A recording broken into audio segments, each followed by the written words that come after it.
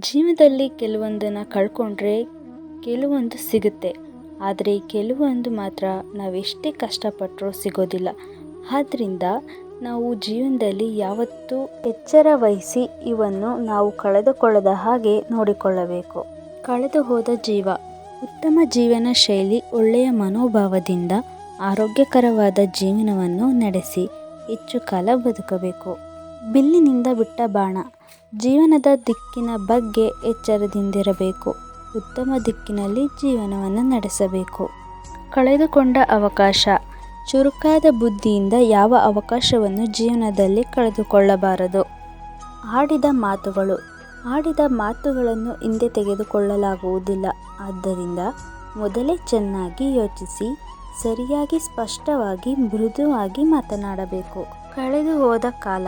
ಜೀವನದಲ್ಲಿ ಸ್ವಲ್ಪವೂ ಕಾಲವನ್ನು ವ್ಯರ್ಥ ಮಾಡಬಾರದು.